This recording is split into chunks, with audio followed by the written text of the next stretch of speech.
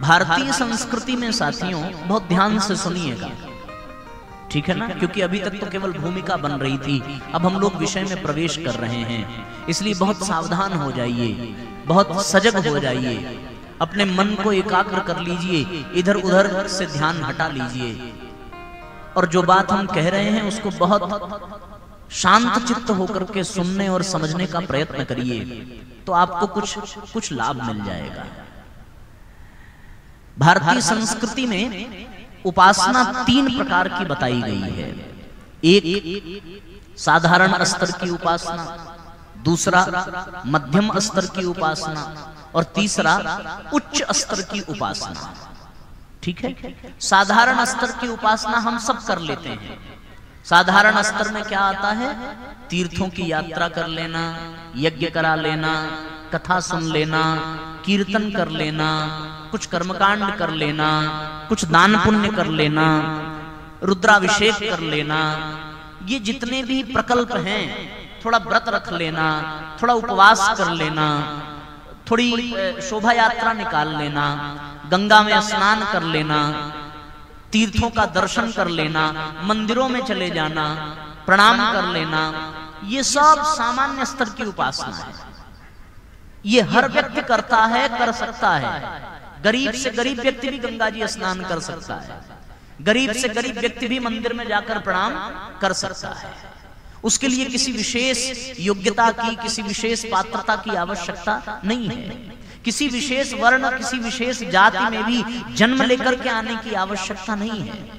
ये हर कोई कर सकता है। भजन कीर्तन कोई भी कर सकता है, कोई भी गुनगुना सकता है, कोई भी सुना सकता है, कोई भी आनंद ले सकता है। ये सब सामान्य स्तर की उपासना है, हम लोग करते हैं, कर सकते हैं और हमेशा करते रहेंगे। क्यों? क्योंकि हम लोग सनातन धर्म में जन्म लेकर के आए हैं। हमने अपने माँ बाप को, अपने दादा परदादा को देखा है, नवरात्रि में माँ की पूजा करते देखा है, अगरबत्ती जलाते देखा है, सूर्य को जल चढ़ाते देखा है, तुलसी को दिया दिखाते देखा है, गाय को चंदन लगाते, रोटी खिलाते देखा है। तो ये हमारे खून में है, हमारे संस्कार में है, हमारे नस नस में ये परंपरा भरी हुई है कि छठ आएगा तो व्रत रखना है, कुंभ लगेगा तो गंगा स्नान के लिए जाना है, मेला लगेगा तो मंदिरों में जाना है, रामलीला होगी तो प्रणाम करने जाना है, नवरात्रि होगी तो माँ के मंदिर में जाना है। ये हमारे ब्लड में है, हमारे संस्कार में है, ये बताने की जरूरत नहीं पड़ती। ये छोटा बच्चा भी सामान्य दिनों में भले वो करे न करे, पर परीक्षा आ जाती है तो एग्जाम देने से पहले जरूर माँ बाप का पैर छू के जाता है, मंदिर में जरूर प्रणाम करता है। क्यों? क्योंकि ये खून में है। और ये सब सामान्य स्तर की उपासना है, हर व्यक्ति कर सकता है। पर साथियों, इसके ठीक बाद कुछ मध्यम स्तर की उपासना आती है।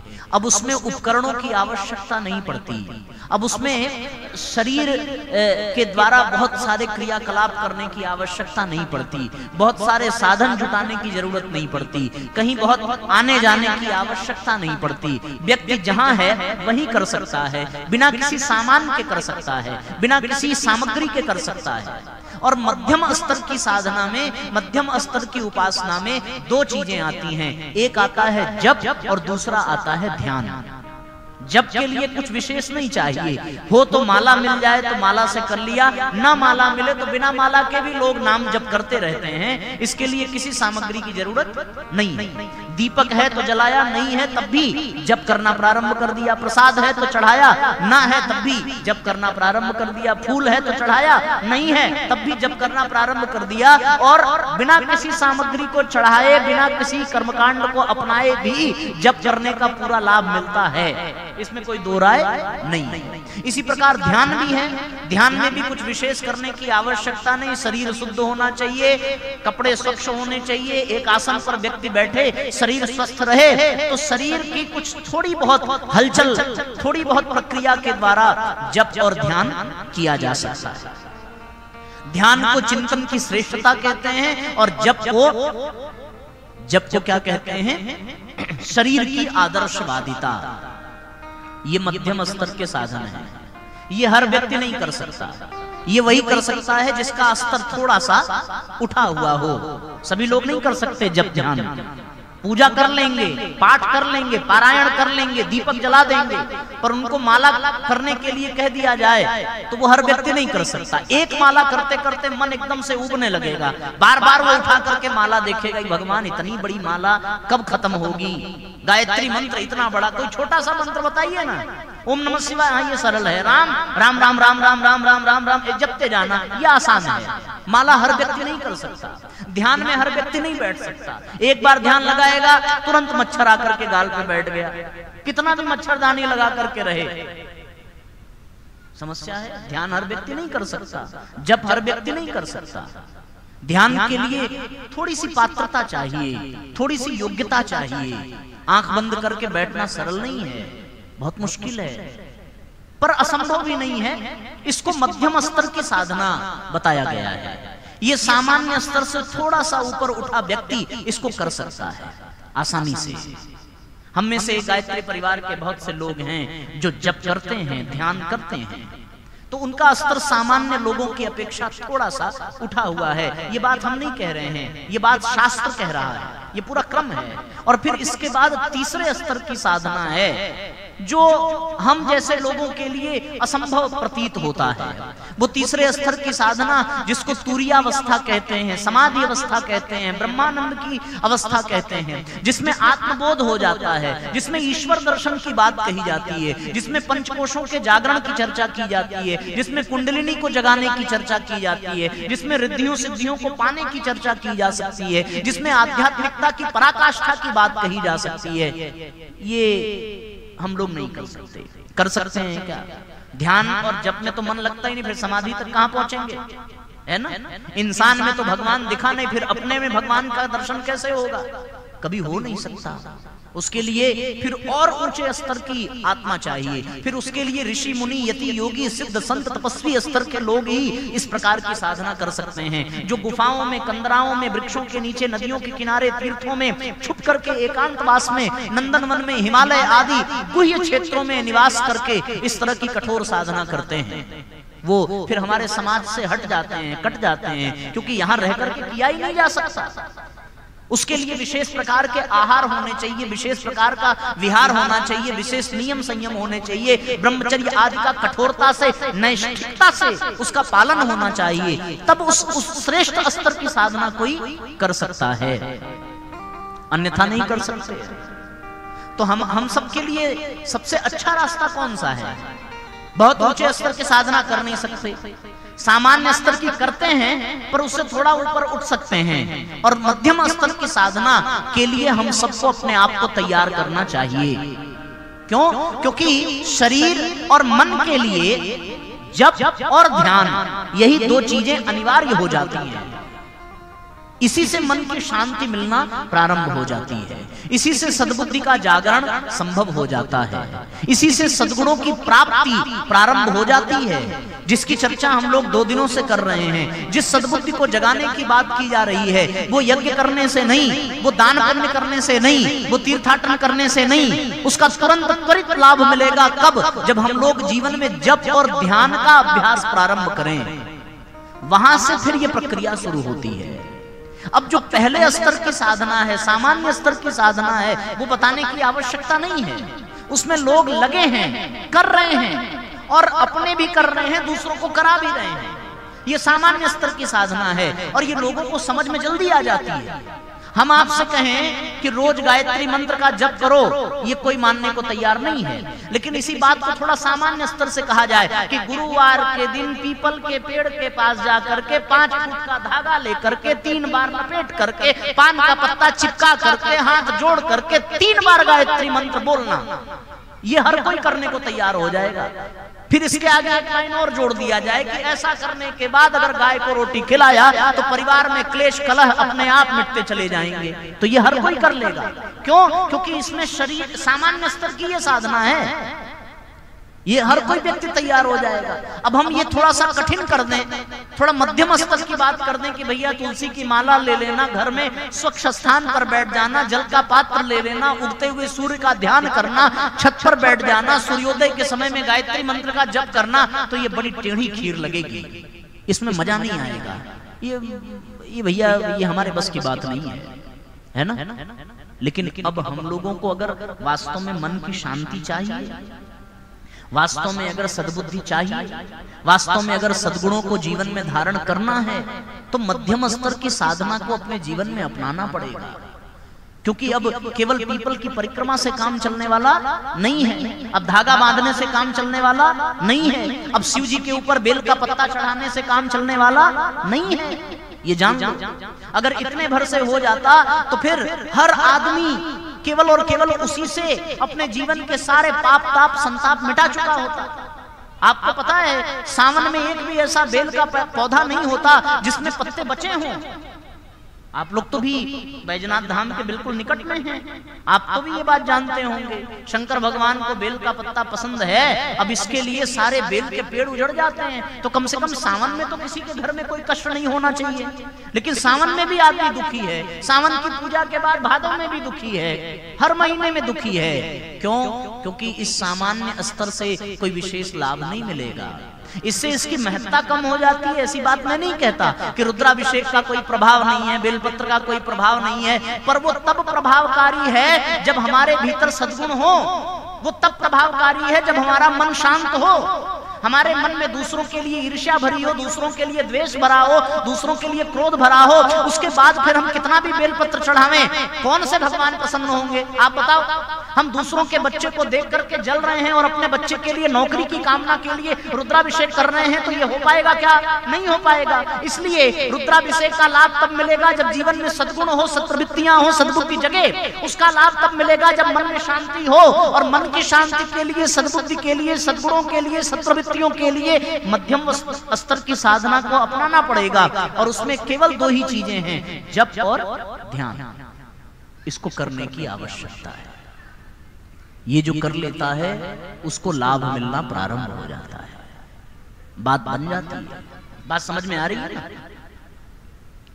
केवल और केवल पाठ करने से, पूजा करने से, अगरबत्तियां घुमाने, अगरबत्ती का धुआं भगवान तक नहीं जाता, लेकिन आप जब किसी मंत्र का जप करते हैं तो उस मंत्र से निकलने वाली ध्वनि तरंगें, वो पुकार भगवान तक जरूर जाती है। इसलिए जप करना हमारे शास्त्रों में बताया गया है। ये मध्यम स्तरीय साधना है, इसको हम लोगों को सीखने की आवश्यकता है। अब 108 बेलपत्र चढ़ाने से कहीं ज्यादा अच्छा है 108 बार भगवान शंकर का नाम लेकर उनको पुकारना। दोनों में कौन सा अच्छा है? बेल का पत्ता मिलेगा कि नहीं मिलेगा, कटा मिलेगा कि छटा मिलेगा, ताजा मिलेगा कि बासी मिलेगा, इस झंझट में क्यों पड़ना? अरे अपने जीभ को साफ करो, अच्छे वचन बोलो और शुद्ध जिह्वा से, शुद्ध वाणी से 108 बार भगवान शंकर का नाम लेकर के पुकारो। उनको बेल के पत्ते की आवश्यकता नहीं है, प्रेम भरी पुकार की आवश्यकता है। क्योंकि द्रौपदी ने कोई बेल का पत्ता नहीं चढ़ाया था, गज ने किसी भी शिवलिंग पर दूध नहीं चढ़ाया था, बस उसने पुकारा तो भगवान को दौड़ करके आना पड़ा। कहीं लिखा नहीं है कि शबरी रुद्राभिषेक करती थी, कहीं लिखा नहीं है कि शबरी दुर्गा सप्तशती का पाठ करती थी, कहीं लिखा नहीं है कि शबरी किसी तीर्थ यात्रा पर गई थी, कहीं लिखा नहीं है कि शबरी ने कोई अनुष्ठान किया था, कोई भजन गाया था, कोई कीर्तन किया था, कोई कन्या भोज कराया था। ना, उसने कन्या भोज नहीं कराया। लेकिन हाँ, जब उसकी शादी में उसके बाप ने जीव हिंसा की और सबको मांसाहार कराने की सोची, तो शबरी अपने शादी के मंडप से भाग गई थी कि जिस शादी में जीवों की हत्या हो रही है मैं वो शादी नहीं कर सकती, और वो भाग गई। इतना किया था शबरी ने। सो शबरी के घर राम को आना पड़ा। क्यों? क्योंकि उसने जप किया था, उसने ध्यान किया था, उसने बार बार राम को पुकारा था, बार बार पुकारा था। ये बार बार पुकारना ही जप है। भगवान को पुकारना जप कहलाता है। भगवान को पुकार करके बुलाना, भगवान को पुकारने के लिए किए गए शब्दों के प्रयोग को ही जप कहते हैं, वही मंत्र है। राम को पुकारिए तो राम मंत्र बन जाता है, कृष्ण को पुकारिए तो कृष्ण मंत्र बन जाता है। इसलिए भगवान को पुकारना ये जप है, ये मध्यम स्तर की साधना है। ये हम लोगों को करना चाहिए, क्योंकि हम लोग जो सामान्य स्तर की पूजा करते हैं उससे इसलिए लाभ नहीं मिल सकता क्योंकि हमारा मन अशांत है, हमारा मन दुर्गुणों से ग्रसित है। होता है कि नहीं होता? हम करते जरूर हैं लेकिन उसमें मन लगता कहाँ है? आप सोचो जरा सा। आदमी ने घी का दीपक जलाया, बाती लगाई, घी उसमें डालना शुरू किया, और डब्बा उठा करके पलटा, अगर ज्यादा घी गिर गया तो मन में चिंता हो जाती है, भगवान इतने में तो 3 दिन जलाते। हो गया ना मन में चिंता, मन में तनाव। अब निकालें तो पाप लगेगा, छोड़ दें तो घी का नुकसान।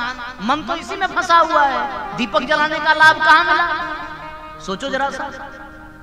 उसके बाद जब दीपक जलाने का क्रम शुरू हुआ, बड़ी मुश्किल से खोजते खोजते पूजा रूम में माचिस मिली। माचिस खोल के देखा केवल 1 तीली। अब घर वालों पे चिल्लाना शुरू किया, 3 दिन से कह रहे हैं माचिस लाने के लिए, आज तक आपको फुर्सत नहीं मिली माचिस लाने की। इतना कहते कहते जलाया, दीपक जला। दीपक तो जल गया पर मन दीपक जलाने में कहां लगा? मन तो घी में अटक गया, मन तो माचिस में अटक गया। क्यों?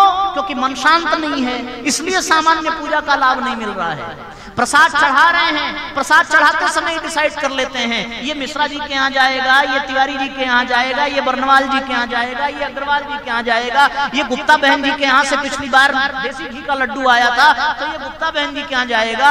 ये सब सोच लेते हैं, लेकिन भगवान के पास क्या जाएगा? भगवान को कौन सा भोग लगेगा? वहां तो मन ही नहीं लगता। क्यों नहीं लगता? मन अशांत है, लगेगा कैसे? मन में दुर्गुण बड़े बड़े हैं, मन में भेदभाव भरा पड़ा है, मन में ऊंच नीच का है, मन में अपने पराये का है, मन में क्रोध है, मन में ईर्ष्या है। हमें पता नहीं चलता पर है, और है इसीलिए वो लगता नहीं है। अब नहीं लगेगा तो फिर चाहे जितना दीपक जला लो, चाहे जितना मेवा बांट लो, चाहे जितना भंडारा करा लो, चाहे जितना जगराता करा लो, 5 दिन नहीं 500 दिन बैठ के कथा सुन लो, लाभ मिलेगा? नहीं। कल जो सुनाया था याद है? नहीं होगा। थोड़ा बहुत याद होगा, 2 दिन बाद और कम याद होगा, 3 दिन बाद और कम याद होगा, 1 महीने बाद सब भूल जाएगा। क्यों भूल जाएगा? क्योंकि मन में जगह कहाँ है कथा भरने की? मन तो पहले से ही भरा हुआ है। किससे भरा हुआ है? परिवार के कलह से भरा हुआ है, रिश्तेदारों के प्रपंच से भरा हुआ है, धन के अभाव से भरा हुआ है, तन के रोग से भरा हुआ है, मन की अशांति से भरा हुआ है। जगह कहाँ है मन में कि कथा की बात हम भर सकें? नहीं संभव है। इसलिए पहले मन की शांति जरूरी है, उसके लिए दुर्गुणों से बचना होगा, उसके लिए सद्बुद्धि चाहिए, और उसके लिए साथियों जप और ध्यान, इसके सिवा दूसरा कोई रास्ता नहीं है। ये बात हम आपको बताते हैं। आप अपनी समस्या लेकर के जाएंगे किसी के पास तो वो तुरंत आपसे कहेगा, क्या कहेगा? बच्चे का नंबर कम आ रहा है, पढ़ने में मन नहीं लग रहा है, तो वो आपको रास्ता बता देगा। बेल का पत्ता तोड़ो, उठा करके ऐसे भगवान को चिपकाना, बच्चा फर्स्ट क्लास पास हो जाएगा। लोग कर रहे हैं ऐसा कथा सुन करके, है ना? हो रहा है। अब किसी कोचिंग की जरूरत नहीं बच्चे को, खाली बेल का पत्ता चिपकाता फिरे। लो, मास्टर की आवश्यकता नहीं है, स्कूल जाने की जरूरत नहीं है। इससे नहीं होगा, संभव ही नहीं है। आप बताओ, पति पत्नी में झगड़ा हो रहा है तो अब बताने वाले कह देते हैं बिस्तर इस कोने से उठा के इस कोने कर दीजिए, शीशा यहां से इधर हटा दीजिए। शीशे की वजह से झगड़ा हुआ, बिस्तर की वजह से झगड़ा हुआ। झगड़ा तो अपने क्रोध की वजह से हुआ, अपने अविश्वास की वजह से हुआ। क्रोध को हटाने के लिए किसी ने उपाय बताया नहीं। बिस्तर हटाने से झगड़ा रुकेगा क्या? बोलो। मन में क्रोध भरा है, मन में बिस्तर नहीं भरा है, और जो मन में भरा है वो हम हटा नहीं रहे हैं। वो हटेगा कैसे? वो जप से। वो कैसे हटेगा? ध्यान से। वो हम करते नहीं है, उसमें मन लगता नहीं है, पर करना यही पड़ेगा। चाहे आज करो, चाहे कल करो, चाहे अगले जन्म में करो, इसके अलावा दूसरा कोई रास्ता नहीं है। मैं आपको एकदम सीधा, एकदम स्पष्ट बता रहा हूं, बिल्कुल गोल गोल नहीं घुमा रहे हैं। अब कोई आपसे ये कह दे कि इस उंगली में मोती की अंगूठी पहन लो तो गुस्सा कम आएगा, बोलो। कहते हैं भैया ये शीतलता का प्रतीक है, तो शीतलता का प्रतीक है तो फिर मोती के चक्कर में क्यों पड़े? बर्फ के सिल्ली पे जाके लेटो, गुस्सा कम आएगा। गर्मी से गुस्सा आ रहा है, ये कौन सी बात हुई? ये कौन सा तर्क हुआ? आप विचार करके देखो। फिर जेब में बर्फ लेकर टहले, डर्मीकूल पाउडर लेकर के टहले, गुस्सा आ जाए छिड़क लो, गुस्सा आ जाए अंगूठी से ठंडा रहता है। ये भी उपाय बताते हैं, चांदी के ग्लास में पानी पीने से क्रोध पर नियंत्रण हो जाएगा। ठीक है, थोड़ा बहुत लाभ मिलता होगा, मैं नहीं कहता कि बिल्कुल नदारद है, कोई तो विज्ञान होगा, लेकिन बाहरी उपाय करने से कब तक लाभ मिलेगा? कोई पहलवान केवल डंबल भाजने से मजबूत नहीं बनता, मजबूत बनने के लिए उसको ब्रह्मचर्य का पालन करना पड़ता है, पौष्टिक आहार लेना पड़ता है, तब जाकर के वो पहलवान बनता है। हम केवल अंगूठी पहन लें, हम केवल चांदी के ग्लास में पानी पी लें तो उससे केवल क्रोध से बच जाएंगे? नहीं नहीं, ये नहीं हो सकता, ये असंभव है, ये जान लो आप, इसको समझने का प्रयास करिए। आजकल इस तरह के उपाय बहुत बताए जा रहे हैं और जो बता रहे हैं उनकी खूब दुकानें चल रही हैं, पर घर किसका खाली हो रहा है? हमारा। महाराज व्यापार में बड़ा नुकसान हो रहा है, पैसे का अभाव कब आता है कब खर्च हो जाता है पता ही नहीं चलता। महाराज कहेंगे कि आपको पूजा करानी पड़ेगी, ठीक है करा लेंगे, कितना खर्च आएगा? 5000। हम पैसे की समस्या बताने गए, वो 5000 का और बिल फाड़ दिए, हो गया सत्यानाश। गए थे उपाय लेने और फंस गए 5000 के चक्कर में। और कोई गारंटी दे सकता है क्या कि इसके बाद ठीक हो जाएगा? लेकिन हाँ, ये गारंटी है कि जब करने से ठीक होगा, इसमें कोई दो राय नहीं है, ये गारंटी है, इसकी गारंटी है। इसका उदाहरण मिलता है, एक माधवाचार्य नाम के संत हुए, वो हरिद्वार में गायत्री मंत्र की 12 वर्षों तक साधना करते रहे, पर 12 साल तक उनको कोई लाभ नहीं मिला। सो उनको लगा कि गायत्री मंत्र की साधना बेकार है, छोड़ देना चाहिए। अब वो छोड़ करके हमारे बनारस आ गए। बनारस आए तो किसी तांत्रिक से दीक्षा लेकर के भैरव बाबा की साधना करने लगे। 1 साल साधना की थी, सो भैरव बाबा प्रकट हो गए। आवाज आई कि हम तुम्हारे ऊपर प्रसन्न हैं, कहो क्या चाहते हो। आंख खोला तो कोई दिखाई न दे। इन्होंने फिर पूछा कि आप दिखाई क्यों नहीं देते? बोले हम तुम्हारे पीछे खड़े हैं। बोले पीछे क्यों? दर्शन तो आगे आकर के दिया जाता है। भैरव बाबा ने कहा कि जो गायत्री मंत्र जपता है उसके आगे खड़े होने की हमारी सामर्थ्य नहीं है। तो माधवाचार्य जी ने कहा कि हमने तो 1 साल पहले जपना छोड़ दिया था, 12 साल तक जप किया, कोई फायदा नहीं मिला। तो फिर भैरव ने कहा कि इसलिए फायदा नहीं मिला क्योंकि 12 वर्षों का गायत्री मंत्र का जप आपके पूर्व जन्मों के पापों को काटने में खर्च हो गया। अगर 1 वर्ष और कर लिया होता तो गायत्री मंत्र की साक्षात कृपा तुम पर हो जाती। ये बताया 12 वर्ष करने के बाद। तो ये तो तय है, ये प्रमाण है कि गायत्री मंत्र का जप करके लाभ मिलता है, हमारे पापों का शमन होता है। ये प्रमाण है, इसका तो प्रमाण है। कामाख्या मंदिर की एक घटना है, आप चेतना की शिखर यात्रा पुस्तक पढ़ना, उसमें स्पष्ट लिखा है कि एक व्यक्ति कामाख्या मंदिर दर्शन करने गया, तो वहां तांत्रिक साधना के लिए आते हैं अपनी सिद्धियों को जगाने, तो उनको दूसरे आत्माओं की आवश्यकता पड़ती है। उनकी व्यक्तियों को पकड़ करके उसकी प्राण शक्ति को लेकर के उससे अपने तंत्र की सिद्धि करते हैं। सो उन्होंने एक व्यक्ति को किडनैप कर लिया, उसको बेहोश कर दिया, बांध करके अपने अखाड़े में ले गए जहां वो धुनी रमाते, जहां वो तांत्रिक साधना करते। अब वो व्यक्ति घबराया, कर तो सकता नहीं कुछ बेचारा, सो उसने गायत्री मंत्र का जप प्रारंभ किया। रोज जपता था, उस दिन भी समस्या आई तो जप करना प्रारंभ कर दिया। अब उसको वहां तक ले जाने में 6 घंटे लगे। अब वो 6 घंटे गाड़ी में बंधा बैठा रहा और 6 घंटे गायत्री मंत्र जपता रहा। जब वहां पर पहुंचा तो उसको बलि देने की व्यवस्था बनी। बलि देने तक वो गायत्री मंत्र जपता रहा, और जैसे ही बलि देने वाले ने औजार उठाया उसको मारने के लिए, तो जो उसके मुखिया थे तंत्र के, उन्होंने तुरंत आवाज लगा करके रोका कि रुक जा, इसकी बलि मत चढ़ाना।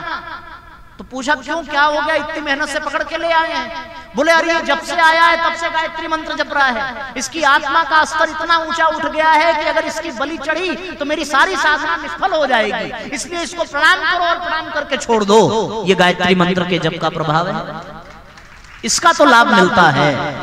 ये मध्यम स्तर की साधना है, इसको करना पड़ेगा, इससे लाभ मिलेगा, ये आप जान लीजिए। इसलिए जीवन में जप होना चाहिए। जप किसका? जप यानी भगवान को पुकारना। कौन से मंत्र का? गायत्री मंत्र का। बिना जप के लाभ मिलेगा नहीं। और जप में भी सर्वश्रेष्ठ जप किसका? गायत्री मंत्र का।